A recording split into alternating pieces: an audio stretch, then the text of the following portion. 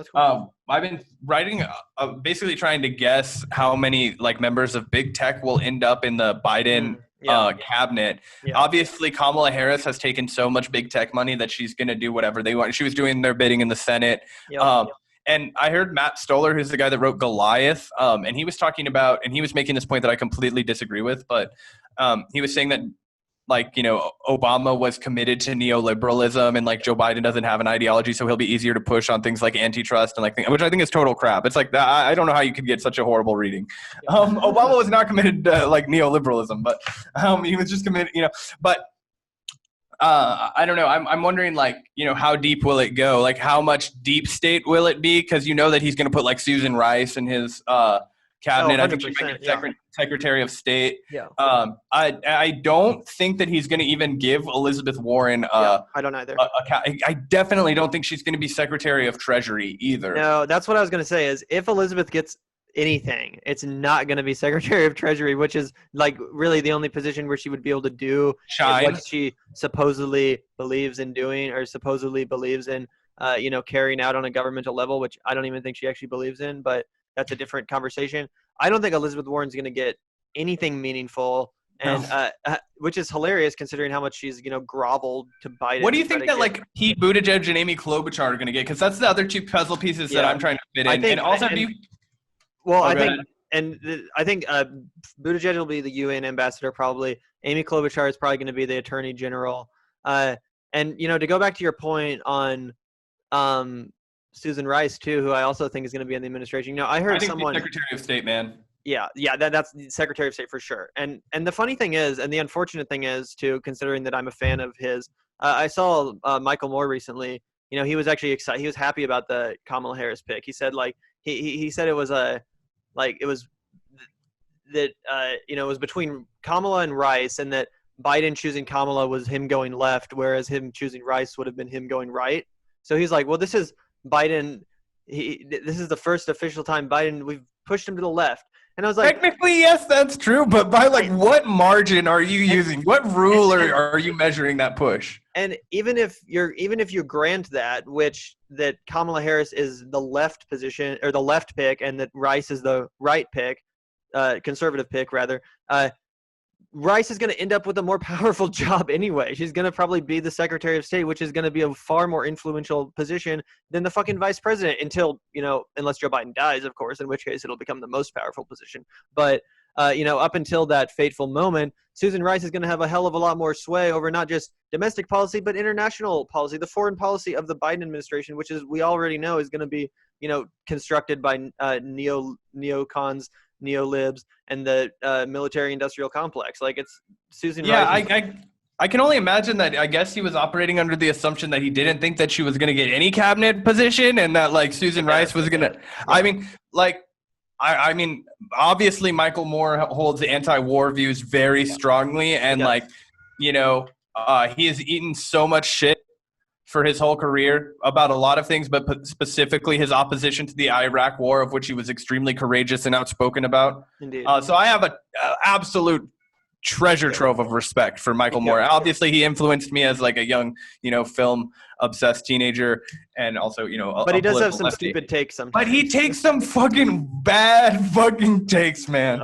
And it's just kind of like everybody. Like, you're never gonna agree with anybody 100%. It's just like, you know, he's right a lot of the time, and, you know, he's fearless and he's committed to his opinions, and I respect him for that. So I think that there is an argument to have that domestically, yes, picking Kamala Harris is to the left technically, because do I think Kamala Harris will be cheerleading for drone strikes in, you know, Afghanistan? Right. No. Do I think that she's going to want to like abandon the Kurdish people? And, you know, I don't think she would give a shit about any of that.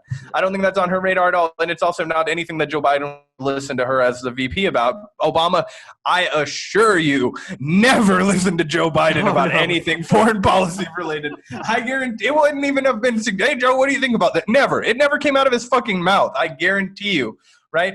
I mean, you know, he probably barely listened to fucking Hillary Clinton. Like, he has deep state advisors. You know what I mean? Oh, yeah, of course. Like, but a Susan Rice figure, like, that's somebody that Obama would have listened to. You know what I mean? And that's somebody that Joe Biden will listen to regardless of the fucking role that they give her, because she's a fucking hawk, man.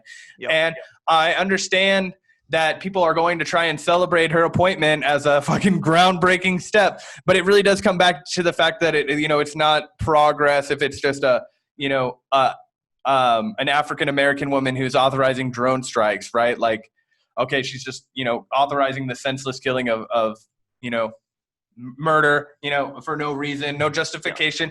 Yeah. And we're still committing these horrible crimes. And when even the highest commanding officers in the military, what the fuck we're doing and what our goals are, they have no fucking answers. So, Yep. Just like how we were talking about the other day, how people on MSNBC and the likes got all excited when, Gina Haspel was made the director of the CIA, acting like it was a big deal for women's rights and feminist victory, when they realized, like, oh, good, the torturer is a woman, Yeah, exactly. Like, great. Now you can run our black sites that we still definitely have all over the fucking world. Like, the United States is really the world's largest terror cell. Like, I mean, it's just the fucking fact, right? Yep. We ignore that all day, like we ignore the child slave labor that goes into our iPhone. Exactly. So it's like... Anyway, the cabinet's going to be a collection of absolute, corporatists, essentially. It's obviously Wall Street already owns Joe Biden. They wanted him to pick Kamala. He dutifully picked Kamala. They're gonna. But he also has so much big tech in his campaign, and I feel like the Wall Street is always what gets mentioned. But the new money, the new influence, and the new power is Amazon, Apple, Facebook, Google. Like, I mean, those are the new J.P. Morgan, Chase, Goldman Sachs kind of guys, the big boys on the block. And I mean, Biden is being advised by a lot of high ranking consultants. I think the New York Times reported that one of his very top aides works for Apple or worked for Apple. Those are the people who are going to be giving him advice, and those people see the world through the lens of, the Silicon Valley Messiah complex, like, oh, we're innovating and we're saving the planet and we're doing all this like groundbreaking silly shit that they use to build and inflate their own image and ego and sell everybody on the fact that they're, ruining our economy and making us lazy and figuring out all kinds of different ways to sell us shit 24/7.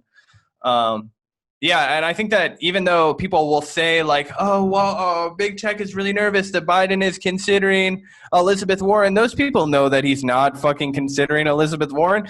And they know that if he is considering Elizabeth Warren, it's because he's not going to listen to anything she fucking says. And even, if she was like, you need to break up Google Play from, Google Search, go fuck yourself, lady. That's never going to happen.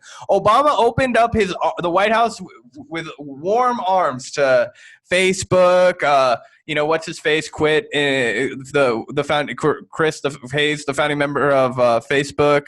Chris Hughes, not Hayes. Chris Hayes is the dude from fucking the news. Yeah, he's from CNN, I think, or something like that. MSNBC or something like that. One of the guys that I don't know, but I see on Twitter. Yeah, exactly.